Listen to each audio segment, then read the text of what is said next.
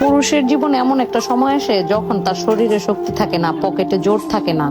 এতদিন যাদেরকে খাওয়াইছিল, যাদের কথায় নাচছে, তারা কেউ কিন্তু পাশে থাকে না। পাশে থাকে কেবল ওই অবলা নারী যার নাম স্ত্রী, যারে পুরুষরা দিনের পর দিন অন্যান্যদের কথায় অবহেলা করে, মানুষের কথায় তার উপরে মানসিক শারীরিক নির্যাতন করে। পুরুষের জন্ম দেয় একজন নারী, আবার সেই পুরুষের শেষ সময়টাও পাশে থাকে, সুন্দর একটা মৃত্যু পর দেয় কিন্তু একটা নারী। একজন পুরুষের শারীরিক শক্তি আর তার পকেটের জোর যতদিন থাকবে ততদিন সে তার স্ত্রীকে মানুষ মনে করে। যখন এইসবে ভাটা নেমে আসে তখন তার হুঁশ ফিরে, কে তার আপন আর কে তার পর।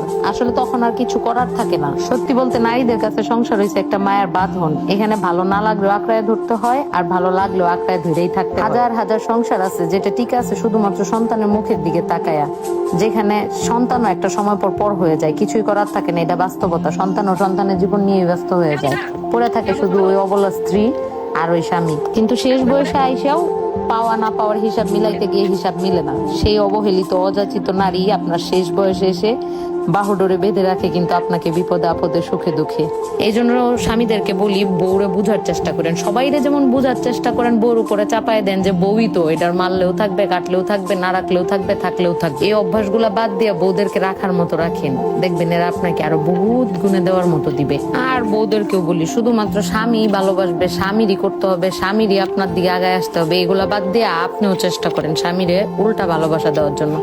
স্বামী যেন অন্যদিকে তাকানোর সময়ই না পায়, সেই সুবিধাগুলো সেই সুযোগগুলো আপনি সৃষ্টি করে দেন, যেন স্বামী সারাক্ষণ শুধু আপনার দিকেই ইনভলভ থাকে। সবসময় মনে রাখবেন, গা ছাড়া ভাব করে থাকবেন না। সংসার আপনার, স্বামীও আপনার, স্বামীর বাপ মাও আপনার, স্বামীর সবকিছুই আপনার। সো জিনিসগুলোর ওইভাবে আঁকড়ায় ধরার চেষ্টা করেন। আপনি যত গা ছাড়া ভাব করবেন, সংসার আপনার থেকে তত গা ছাড়া ভাব করবে।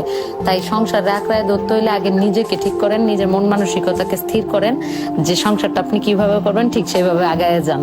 তাহলে দেখবেন আপনার আয়ত্তের মধ্যে সবকিছু রয়ে গেছে। এই যে দেখেন, আমি সকাল সকাল ঘুমের দুইটা প্রাকৃতিক পরিবেশ জামাইরা লয়ে একটা গুল্লি দিয়ে আইসা শিউলি তলায় গিয়া শিউলি কুড়াইয়া নিজের মনরে আনন্দ দিয়া তারপরে আমি সংসারের কাজে মন দিছি।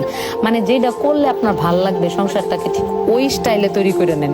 আর আপনার যেটা ভাল লাগে, আমার যেমন প্রকৃতি ভাল লাগে, প্রকৃতির কাছে যাইতে ভাল লাগে, আমি এই জন্য বাড়ি গেলে প্রকৃতির